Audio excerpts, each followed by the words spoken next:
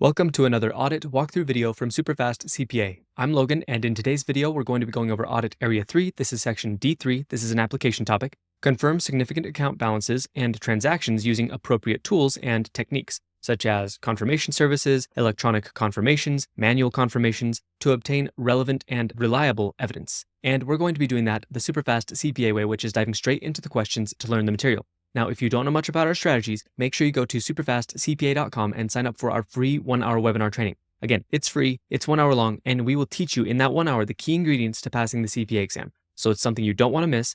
After you watch that webinar, you're going to want to learn more, so make sure you also check out becoming a SuperfastCPA Pro member. SuperfastCPA Pro members get access to the full versions of these videos. In today's video, we're only going to be going over 5 questions, but SuperfastCPA Pro members will get access to the full 10-question version so that they can get a little bit more practice and a little bit more understanding. So if you like this and you like our other videos, make sure you check out becoming a pro member of SuperfastCPA. With all that, let's dive straight into the questions. All right, here we are at question 1, and something I always like to point out in these videos is to read the last part of the question first, read the last sentence, because very frequently that will give you context for what the question is about, so that as you're reading through the rest of the question, you kind of have an idea for what you're supposed to be looking for. It's not always helpful, but it is a very good habit to be in so that on test day, you can use that for all the questions because you have no idea what you're going to be seeing in the question. So this will be a little bit of a help to make sure that you quickly understand what you're dealing with. So let's do that here. Which type of confirmation is the auditor using? Let's go up to the top. During an audit of a company's year-end financial statements, the auditor sends out confirmation requests to several customers. Each letter includes the customer's outstanding balance and asks them to respond whether or not they agree with the amount. So again, which type of confirmation is the auditor using? If you have any idea about this, you probably already know the answer, but let's go through the options. Option A, positive confirmation. Option B, negative confirmation. Option C, blank confirmation. Or option D, exception confirmation. So which type of confirmation is the auditor using here? Pause the video, think about this if you already kind of have an idea. If not though, that's okay. We're using these questions to learn from what we're supposed to know. So let's go ahead and take a look at the answer right now. All right, here we are at the answer A, positive confirmation. So that's the kind of confirmation that we're dealing with right here, but we're going to kind of dive into all the different confirmations that were mentioned. This is a positive confirmation, which asks the recipient to respond in all cases, whether they agree or disagree with the stated information. Positive confirmations provide more reliable audit evidence because a lack of response is not assumed to mean agreement. Here's a breakdown of the confirmation types. So again, we're going to kind of dive into each of these so that you understand the different kind of confirmation types that an auditor can send out to try to get responses. First, positive confirmation, we're just kind of go over that one more time, requires a response no matter what. Because the auditor gets direct evidence from the third party, it's considered strong evidence. It's commonly used when individual balances are large, errors are expected, or internal controls are weak. Now let's talk about negative confirmations. These only require a response if the recipient disagrees with the amount, so only if they disagree with the amount. Because non-responses are taken as agreement, this method is only suitable when the risk of material misstatement is low and the auditor believes recipients are likely to reply if there is a problem. Now let's talk about blank confirmations. This is a type of positive confirmation that does not state the balance. Instead, the recipient is asked to fill in the amount. This can reduce bias and improve reliability, but it typically results in lower response rates. So this is a type of response or positive confirmation where they are wanting them to respond, but they don't give the client or the customer the information. They're hoping the customer will fill it in so that they can compare that to what, their audit client has. But, as you can guess, because it's kind of a pain because people have to actually fill in the amounts themselves, frequently this has lower response rates. Now let's talk about the final one, exception confirmation. This is actually not a real classification of confirmation. It's a trap answer that sounds plausible but doesn't refer to a valid confirmation type. In practice, if a confirmation response contains a discrepancy, that's called an exception, not a type of confirmation. So an exception confirmation isn't a real thing. You don't call confirmations exception confirmations if there's a discrepancy or an exception. You just say there's an exception with whatever confirmation response you have. So, positive confirmation responses could have discrepancies, negative confirmation responses could have discrepancies, whatever the case is. Now, we learned a lot about the different kinds of confirmations. Now let's go to the next question. Okay, here we are at question 2. And again, always reading the last part of the question first, even when it's not necessarily always super useful. It's just a good habit to be in. Which of the following is the auditor required to do personally rather than relying on the client? So let's go up to the top. An auditor is planning to confirm a company's accounts receivable with external customers. So again, what are they required to do personally rather than having the client do it? Let's go through the options. Option A, have the client prepare and send out the confirmation requests using the auditor's letterhead. Option B, allow the client to identify which customers should be selected for confirmation. Option C, personally determine the information to be confirmed and select the parties to be contacted. Or option D, permit the client to follow up on non-responses to maintain efficiency. So what is the auditor supposed to do in these situations? if you kind of already have an idea from those different options, that's great. Maybe think about this, pause the video if you need to, and when you're ready, come back, we'll look at the answer together. Okay, here we are. The answer is C, personally determine the information to be confirmed and select the parties to be contacted. Okay, so let's go through the explanation. In an audit, the auditor alone is responsible for controlling the confirmation process. This includes selecting which items, so which balances or transactions to confirm, identifying and choosing the confirming parties, designing the confirmation request, and ensuring the responses come directly to the auditor. Client must not select recipients, draft or modify the requests, or handle the responses, as doing so compromises the independence and reliability of the evidence. And I just wanted to talk about one additional thing here. These are kind of small things. These are in the blueprint topic, but they're not super big things, but I kind of wanted to mention them right here. Additionally, if the auditor employs electronic confirmations or uses an external confirmation service, these same principles apply. So it applies to those in the same way. The auditor must still determine which accounts or transactions to confirm, design the requests, and ensure the confirmations and any replies come directly from the third party to the auditor, preserving the integrity of the evidence obtained. So, whether it's manual, whether it's electronic, whether you're using a confirmation service, the same thing applies. The auditor is the one who has to select what is being confirmed. They're the ones who have to select the parties. They're the ones who are designing the requests, and they're the ones that are receiving the responses. So no matter what kind of confirmation you're using, again, the auditor is doing all those things. Now let's go to the next question. All right, here we are at question 3. Which of the following best explains why these exceptions are a cause for concern? Let's go up to the top. During an audit of a company's financial statements, the auditor sends positive confirmation to a selection of customers with significant outstanding receivable balances. Several customers respond stating that the amounts owed are significantly lower than what the company recorded. And one customer indicates that they had returned goods months ago that were never credited. So again, which of the following explanations best explains why these exceptions are a cause for concern? Let's go through the options. Option A, they suggest customers may be experiencing financial difficulties that affect their ability to pay. Option B, they indicate the auditor should increase testing of accounts payable to detect cutoff issues. Option C, they may reflect deficiencies in the company's revenue recognition or receivables recording processes. Or option D, they show that confirmations are not a reliable source of audit evidence and should be avoided in future audits. So, obviously option D probably isn't correct, but out of the other ones, maybe think through this, think through what we've learned so far in the other questions and kind of give this your best shot. And when you're ready, come back, we'll look at the answer together.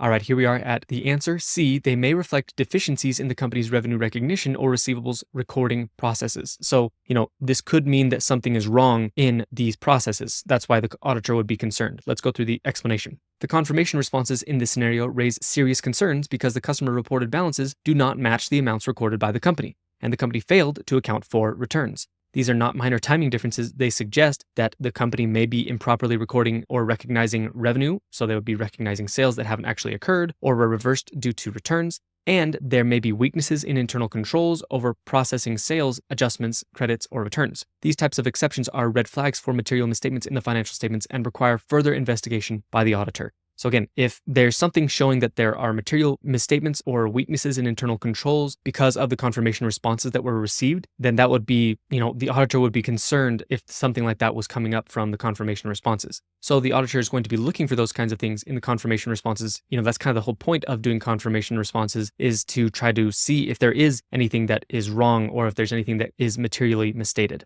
Now with that, let's go to the next question. All right, here we are at question 4. Which of the following best describes how the auditor should view this response? Let's go up to the top. While performing an audit of long-term debt, the auditor receives a confirmation response from a financial institution verifying the outstanding loan balance as of year-end. This response includes a standard statement at the bottom.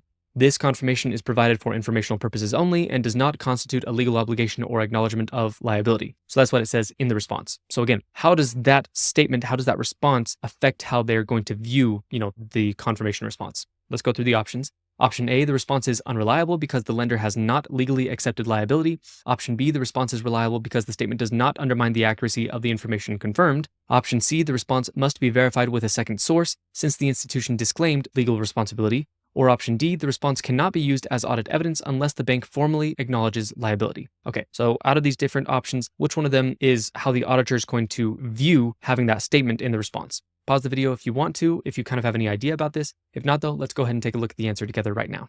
Okay, here we are. The answer is B. The response is reliable because the statement does not undermine the accuracy of the information confirmed. So let's kind of go over this. It's common for financial institutions and other third parties to include standard disclaimers in their confirmation responses stating that the information is not a legal acknowledgement of liability or for informational purposes only. So this is a pretty normal thing. These disclaimers are typically added for legal protection and do not affect the reliability of the confirmation as audit evidence, as long as the information itself is clear and consistent with expectations. The auditor should still evaluate the form and content of the confirmation, but unless the disclaimer casts doubt on the accuracy or completeness of the data, if it's saying something more than, not legally acknowledging the liability, or it's for only information purposes, if it's something else that's a bit more than that, and it kind of casts doubt on the accuracy or the completeness of the data, then that would reduce the reliability. But unless it does that, it's not going to reduce the reliability of the confirmation response. Now with that, let's go to the next question. All right, here we are at question 5. Which of the following best describes how the auditor should respond to these continued non-responses? So let's go up to the top. While auditing accounts receivable, an auditor sends positive confirmation requests to a sample of customers. Several customers fail to respond even after the auditor sends a second request. The auditor is concerned about obtaining sufficient appropriate audit evidence. So again, which of the following best describes how the auditor should respond to these continued non-responses? Let's go through the options. Option A, immediately ask the client to contact the customers and provide confirmation directly to the auditor. Option B, send negative confirmations to the same customers as they may be more likely to respond. Option C, conclude that the accounts are likely misstated and issue a qualified opinion due to a limitation of scope. Or option D, perform alternative procedures such as reviewing subsequent cash receipts or shipping documents and consider involving the client only if responses continue to be missing. Okay, so again, what is the auditor going to do if they sent one confirmation request and they have also sent a second confirmation request and some of these customers are not responding? What is the auditor going to do? Pause the video if you have any idea or if you want to kind of think through these options. And when you're ready, come back, we'll look at the answer together. All right, here we are. The answer is D, perform alternative procedures such as reviewing subsequent cash receipts or shipping documents and consider involving the client only if responses continue to be missing. So that's what the auditor is going to do, but let's kind of expand on that. When positive confirmations are not returned, even after a second or third request, the auditor must apply alternative procedures to obtain sufficient appropriate audit evidence. These typically include reviewing subsequent cash receipts or examining supporting sales documentation such as invoices, shipping records, and order confirmations. They're going to try to confirm the information in a different way. If these procedures still don't yield enough evidence, the auditor may ask the client to contact the customer to determine why the customer has not responded. This step is a last resort and does not replace the need for independent audit evidence. The auditor must continue to maintain control over the confirmation process and ensure that any responses still come directly to the auditor. So it might get bad enough, it might get to the point where they are asking the client to reach out to their customers and try to figure out why the customers aren't responding. But in the end, the auditor is still the one in charge of the confirmation responses, and the responses still need to come to them and through them, and they still need to create the confirmation requests. Now let's talk about the other options and why they're not quite right. Option A, involving the client too early risks compromising the reliability of responses and undermines the independence of audit evidence. So, the auditor is not going to go straight to the client if the customer didn't respond even after the second request. They need to try some other things as well. Option B was wrong. Switching to negative confirmations mid-process, switching from positive to negative, is not appropriate unless risk is low and certain conditions are met, which is not the case in this scenario. And then option C is wrong because a qualified opinion is premature. Maybe if it gets bad enough, they might issue a qualified opinion, and we haven't talked about those super in depth because that's one of the last things that is in the audit blueprint. But again, they're not going to issue a qualified opinion just because of this necessarily. Non-responses alone do not justify a scope limitation unless no sufficient evidence can be obtained after follow-ups and alternative procedures. So only after they've tried everything that they can do and they still don't have sufficient evidence, then they might have to issue a qualified opinion. But besides that, if they still can perform some different procedures or still have the client potentially reach out to the customer or whatever, they aren't going to necessarily issue a qualified opinion yet. So with that, we learned a lot about confirmation responses and how they relate to audit evidence. We've done a lot in 5 questions. Before we do anything else, let's do one more part of the SuperfastCPA process called pillar topics. Now, the idea behind pillar topics is as you're going through the questions to learn the material, you will notice the things that keep popping up in the questions. You've seen 2 or 3 or 4 questions trying to teach you about positive confirmation responses or negative confirmations or whatever the case is. Again, these are the things you're noticing in the questions that you're doing in your review course. And as you're pulling out these pillar topics each day, you're building your own personal repository of the most important things you need to know for the exam. And you're supposed to be writing these in your own words so that you understand it in your own way, in a way that makes sense to you. So again, that's the idea behind pillar topics. Let's go ahead and take a look at them for this video. All right, here we are at the pillar topics. Let's just dive straight in. First off, let's talk about the types of confirmations. We went over these. Positive confirmations require a response in all cases and provide stronger evidence than negative confirmations, which only require a response if the recipient disagrees. Blank confirmations, and that's a type of positive confirmation, offer even stronger evidence but typically get lower response rates because they are asking the customers or the recipients to fill in the information instead of just respond. Now let's talk about what the auditor's responsibility is in this whole process. The auditor must maintain control over the entire confirmation process, including selecting the items and recipients, designing the requests, sending them directly, and receiving the responses. Allowing the client to handle any of these steps undermines the reliability of the evidence. Now let's talk about how you would handle non-responses. When confirmations are not returned, the auditor should send follow-up requests and then perform alternative procedures like reviewing subsequent cash receipts or shipping documentation. And by the way, you wouldn't necessarily have to do this as much or really at all with negative confirmations just because, if somebody doesn't respond, it's assumed that they agree. But with positive or blank confirmations or things like that, that's where this comes in. Client involvement, such as asking the customers to respond, may occur later, but does not replace the need for independent evidence. So the auditor still needs to do as much as they can before having the client kind of reach out. And even at that point, the client is just trying to help the auditor figure out why the customers are not responding. The client isn't necessarily doing process for the auditor. Now let's talk about evaluating exceptions, if there are exceptions in the confirmation responses. Discrepancies between customer responses and recorded balances, such as unrecorded returns or incorrect timing, can indicate internal control weaknesses or material misstatements. These exceptions require further investigation and may affect the auditor's conclusions. Now let's talk about legal disclaimers. Standard disclaimers included by third parties, such as for informational purposes only, if you ever see something like that, they do not necessarily affect the reliability of confirmation evidence, as long as the information provided is complete and comes directly from an independent source. Auditors should evaluate the substance of the response, not just the language. So again, those were kind of the pillar topics. Those were the most important things we went over in the questions that we just did in the first 5 questions. Now remember, we're only doing those 5 questions in this YouTube version of the video, but SuperfastCPA Pro members are going to get access to the full 10-question version of the video when we post it in the member forum. So they're going to get a little bit more practice and a little bit more understanding. So if you like this and you like our other videos, make sure you check out becoming a SuperfastCPA Pro member to get access to a lot of great stuff, including, again, the full versions of these videos. Now, the easiest way to become a SuperfastCPA Pro member is actually by first going to superfastcpa.com and signing up for our free 1-hour webinar training. In that 1 hour, we will teach you the key ingredients to passing the CPA exam, and then that will give you a better path to learning more about SuperfastCPA and becoming a SuperfastCPA Pro member. So check out the webinar, check out becoming a Pro member. If you liked this video, make sure to like it and leave a comment. I hope this video was helpful, and I will see you in the next one.